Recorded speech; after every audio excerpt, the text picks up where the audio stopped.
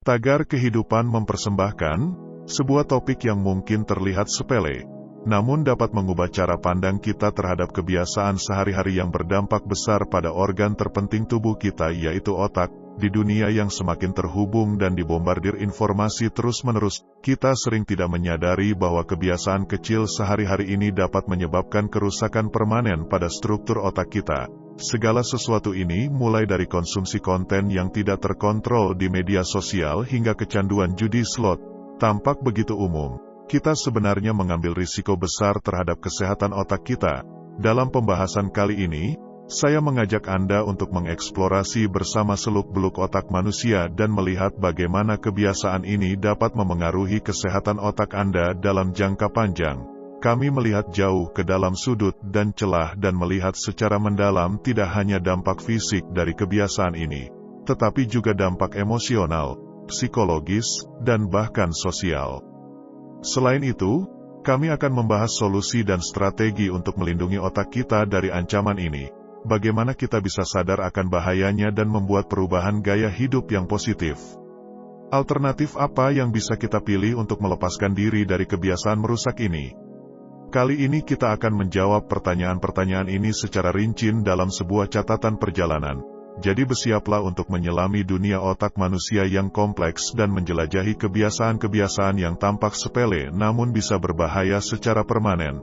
Saya yakin setelah menonton video ini, pandangan kita terhadap kebiasaan sehari-hari akan berubah.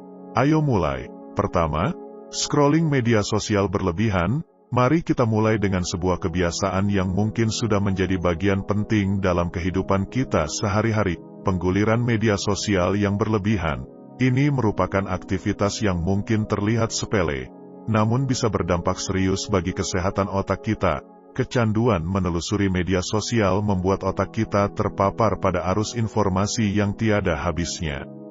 Hal ini dapat menyebabkan stimulasi berlebihan dan menurunkan fungsi kognitif otak. Penelitian menunjukkan bahwa paparan berlebihan terhadap berbagai informasi dari media sosial dapat menyebabkan penurunan konsentrasi, penurunan daya ingat, dan bahkan peningkatan tingkat kecemasan.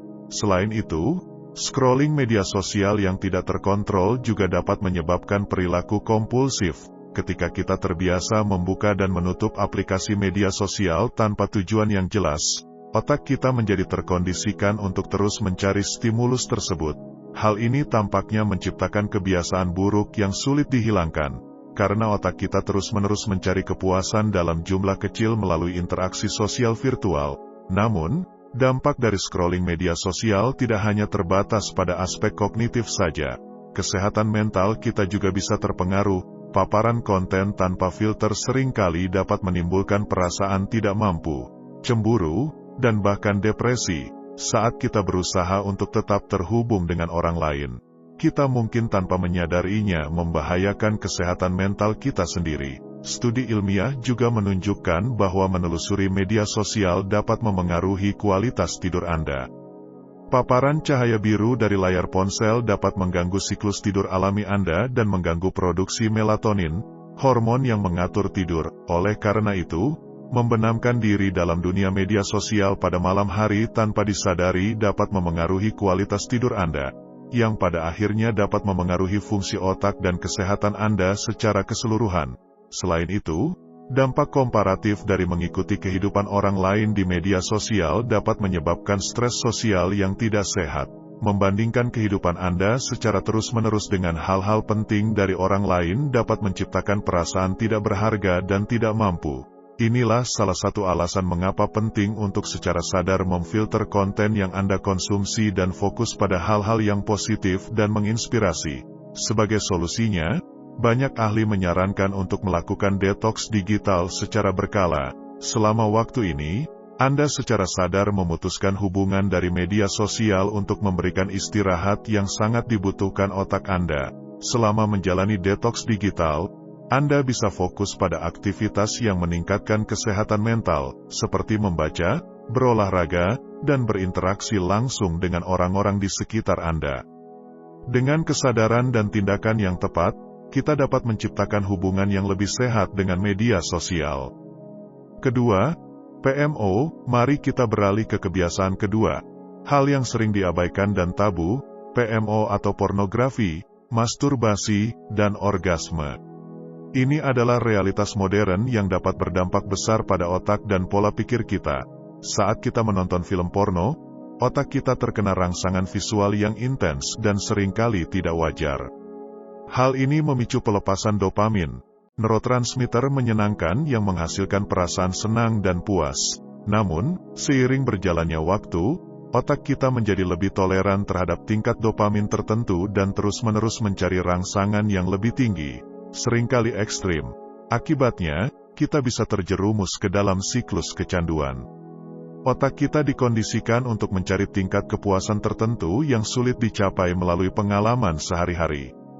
Hal ini dapat mengubah sikap seksual kita, mengubah persepsi kita tentang keintiman, dan bahkan mempengaruhi kualitas hubungan interpersonal kita. Namun dampak PMO tidak terbatas pada aspek psikologis saja. Penelitian ilmu saraf menunjukkan bahwa paparan pornografi yang berlebihan dapat menyebabkan perubahan struktural di otak, khususnya di area yang berkaitan dengan pengendalian impuls dan pengambilan keputusan.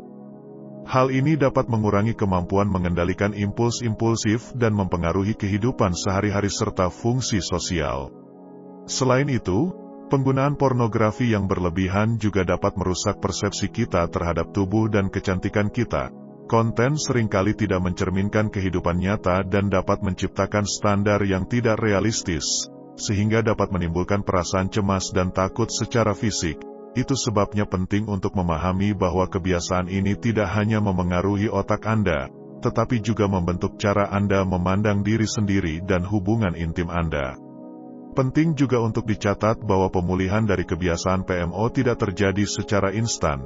Dibutuhkan kesabaran, dedikasi, dan dukungan. Langkah pertama adalah mengakui bahwa perubahan diperlukan dan mencari bantuan profesional jika diperlukan. Ketiga, judi slot. Mari beralih ke kebiasaan ketiga yang dapat menyebabkan kerusakan otak permanen.